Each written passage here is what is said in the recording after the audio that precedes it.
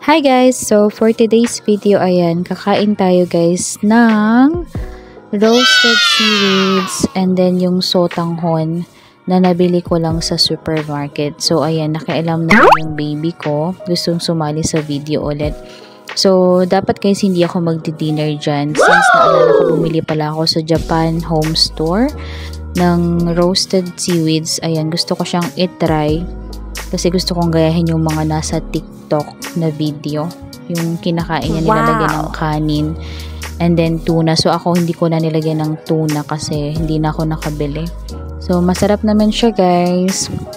Nilagyan ko ng tutong ng kanin. Kasi ngayon yung favorite part ko ng kanin. Yun na lang yung natira na kanin. And then yan. Tapos masarap siya. Mas sumarap siya nung may sabaw. Iba talaga pag kumakain ka tapos may sabaw ka. So yan yung instant soup na sotanghon. Nabili ko lang yan guys sa supermarket. So enjoy lagi guys. Hope you like the video. Like and comment and share. Thank you for watching. Bye bye.